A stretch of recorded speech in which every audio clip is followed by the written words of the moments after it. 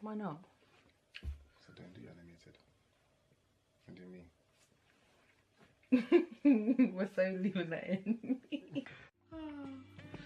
Hey guys. Oh, you have to look in there. You can't look at the screen.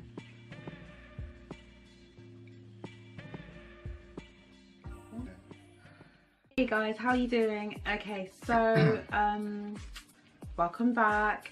This video is going to be about how we met.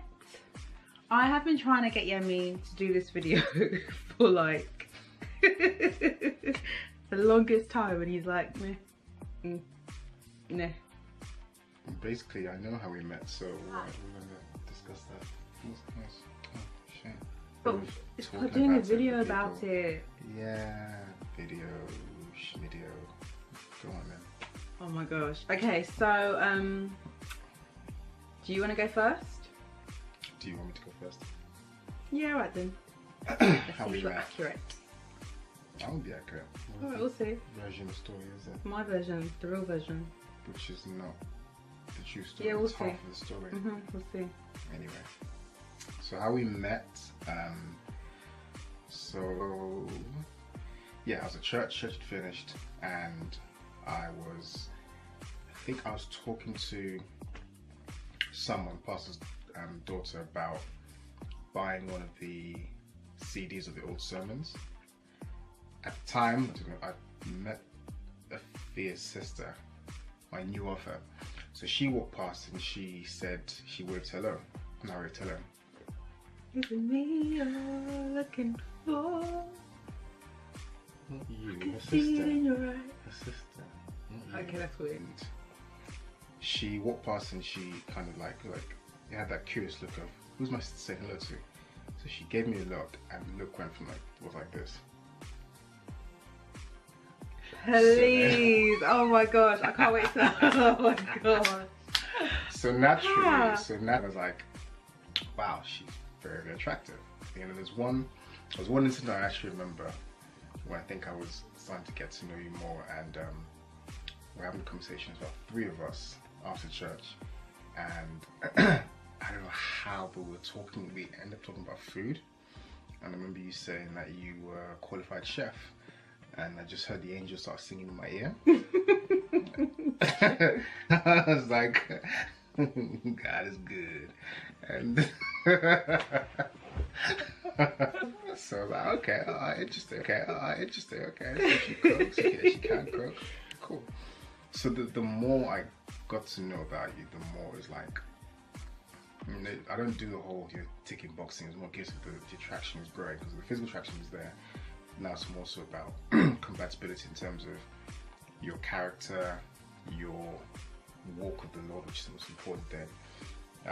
So yeah, the more we spoke, the more we got to know more about each other in a group setting, and prayed about it a lot. Another highlight moment for me was I was driving back, come back from church with my sister. She was driving at the time. She was in her car, and I think the whole journey I was just quiet, and I knew I was thinking about Afua. I was like, okay, wow, this is becoming more than just, so you see someone, you see her, she's nice, and blah blah blah. It was developing, and things were bubbling. People catching emotions. So I remember when near home, I just said to my sister, I was like, I think I like Afua. And my sister braked and she almost crashed the car. She looked at me, and I said it, and I just looked straight outside. I didn't look at her. She feel her eyes burning into my skull. And she said, what? And she was laughing. She said that, but it was a kind of excited laugh. It's like, where does it come from kind of thing, because like I said, it was just direct, so I just hit her with that. So that was just a blur.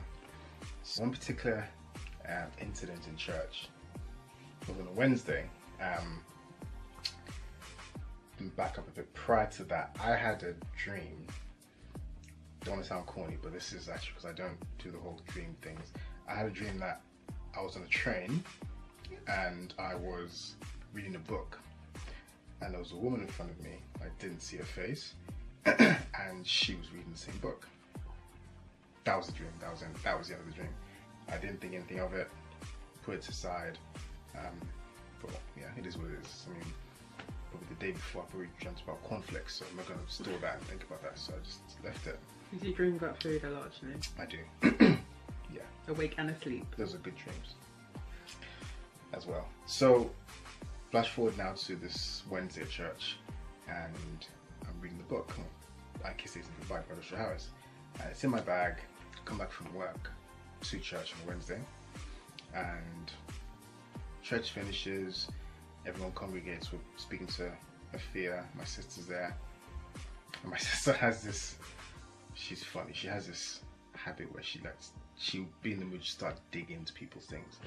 Yeah. So this one particular time she was actually digging into Afua's bag, and she pulled up. I went shopping that day. The same book. Yeah, the same book. I Kissed Dating Goodbye. And I looked at the book and I froze. And I think I laughed. I gave out a laugh.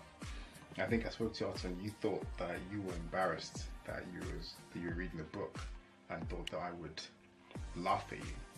So I kind of looked at the book, froze, laughed a bit, and went to my bag and pulled out the same book. And then the harmonica, the choir started singing, and you know, those, Sister Act style. Yeah, so that kind, and I remember the dream, and that kind of, for me, confirmed that, you know what, this isn't just a chance thing. This is definitely from the Lord, and any sort of resistance or sort of denial of that would be on me. So I've had a clear indicator. I've been praying about fear, and here was my answer. You don't, you know, that really hasn't happened to me before. You don't get really that direct. So it's like, okay, here it is. This is I believe, the woman that I'm gonna marry. So we talked a bit more, and I think I was not planning, but kind of, in a sense, looking for the time to speak to Afua and just declare my intentions, but not just to her, but first more so to her mum. Because one of the things about the book, which I really, really liked, was if you are serious about dating someone, and in terms of considering them for marriage, then it's kind of old-fashioned, but it's a good principle of speaking to the parents and asking for permission. So that was my intention, to speak to her mum and ask for permission to date her daughter with the intent of marrying her. Something that I still hold to say, and something I'm going to instill in our children. So yeah, that blew me though, for you to do that, because I was just thinking, like you were saying, that's just something that you do when you intend on marrying the person. But for you to do that, to just be in a relationship, I thought, okay, this guy's pretty special and serious. Yeah, because I think at the time, I was not. Come on, man. So there's one Wednesday, then Afua actually called me aside and said, "Can we have a talk?" I think we were speaking on the phone. So we're talking on the phone, but nothing too crazy. No late night chats. None of that, no. Because I have to protect the work. It's just so easy to just get carried away. Yeah. And so I think you called me aside and you asked me. She asked the question that some guys dread and fear. Where is this going? Too right. Like, where is this going? And I just said I was going to speak, and it's funny because she threw that question, and you could tell she was a bit anxious, so nervous about asking the question. So nervous. And I was like, well, I wanted to speak to your mum about asking for her permission to date you. And if you said something that I tend, now being married, maybe she says a lot, and there's a shock. Oh. That's what he said. And then that was it. And then he's like, okay. And there's a smile. That's not what I said. That's, I remember the flashes. You can do the detailed version. Okay. Okay, that was pretty on point. I'll give that to you. Okay, so 2008, I had just was 22. Had at that point in my life, Taylor Swift. Yeah, we've got a huge Taylor Swift fan here. He doesn't even hide it. He loves Taylor Swift. Standard for albums. To be fair, she does have some bangers. She does.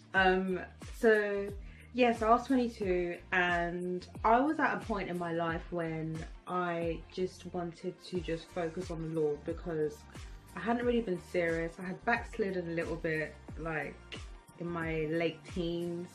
On a Sunday, I was downstairs with my sister. It was after church, and I was just, me and my sister used to like just walk everywhere together in church, and she was walking and she looked to her right and she was like, oh hi, and I was like, who are you talking to?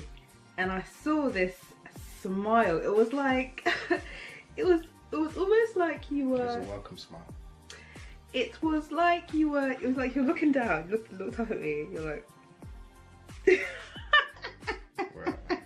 because he had like this long black coat on, almost like a detective, it was winter. Collar up. We're inside. It wasn't cold. Wasn't up. I always get cold. It was up. The heating wasn't on. It was on. Anyway, it was like, and I thought, but you know, with that smile, and I thought, okay. I just waved, kept my composure, and just kept looking, like, looked straight forward. My composure was up, please.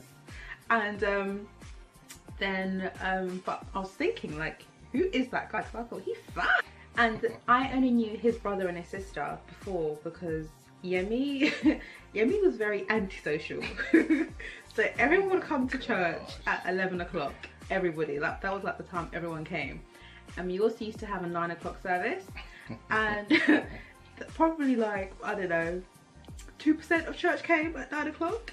That's how time Yemi would come. The early bird catches the word of God. And I remember at the time I was writing a diary. I know I'm not a diary person at all, but I had started writing a diary about my thoughts, my feelings, my emotions towards Yemi, and just for the Lord to keep everything in check, because I didn't want to have my thoughts and stuff just go away in a place where it didn't need to be. I had to protect my heart. It's called the Yemi Diary.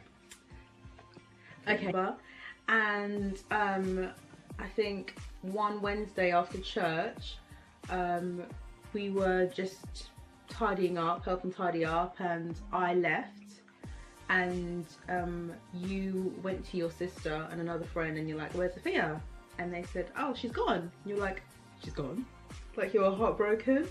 That's what you told me, you were heartbroken. Oh, yeah. And then he called me and he said, oh, I just missed you. And that was the first time you called me. And I thought, oh, okay. But we made a point to always, to not talk longer for than like, it wasn't necessarily the time, the length of time, we just didn't want to speak after 10 o'clock. That was just our thing.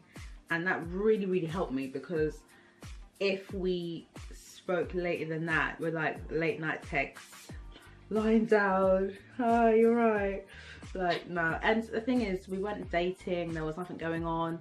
But the thing is, we were talking, like, just getting to know each other a little bit more, texting, not first thing in the morning, none of that, but like texting during the day. And obviously I was getting more and more interested, intrigued. I couldn't stop my emotions, I couldn't stop the interest that was building up towards you. And I didn't really know what to do with it as well, because for me, like growing up in my family, my mum hadn't really told me about how to deal with if you like someone. I didn't really speak to anybody else about how to deal with how if you like someone apart from the book. And so one Wednesday I came to church, I was nervous because I knew that I needed to speak to you about where we were going, because obviously things were building up for me in terms of my attraction towards you, but I needed to know exactly what was going on, because it wasn't a case of let's just chat, because it's like, I'm not giving you, because my time is the most valuable, is one of the most valuable parts of me, and not everybody gets that exclusivity, and my time is valuable. So for you to have my time, you need to tell me what your intention is. Like, it's not a case of I wasn't speaking to Yemi the same way I was speaking to every other guy at church. Like I wasn't speaking on the phone to any other guy at church. So I needed to know what's up. And I was a bit impatient because I could have just waited. Because if I just waited, then I would have known that he had the intention of speaking to my mum. And yeah, so my mum was away that day, but that Sunday you said that you wanted to speak to her after church. You took her to Nando's. You spoke to her about what you wanted to do, your intentions. And I thought my mum was gonna grill you. Because she said to me, yeah, she said, oh, I'm gonna grill him, I'm gonna ask him questions. No, she just asked you a couple of questions. She didn't ask me that. She just, really the question. She was just kind of like really happy. That's funny. That's funny. I was just like, okay. So when you told me that she intended to grill me, I was like, that didn't happen. But it's all good. And yeah, that's how I remember it. That's how we met. Cool. So I was 22 and you were 28. 60 years. I do tell him sometimes, like, you know, when you were, I don't know, when this song came out, you were secondary school and I was in primary. I remember she missed out on the 80s. Nah, 90s kid, man. What? You wants to know about 80s? Hairspray. 90s hasn't come shoulder back yet. pads. The 80s has come back. So the best till last. No. What do you mean it hasn't come back? It has. No, actually, no, it hasn't. So yeah, that was really sweet going down memory lane. So that's it. Okay. Is that it? Is that all we say? That's it. Peace.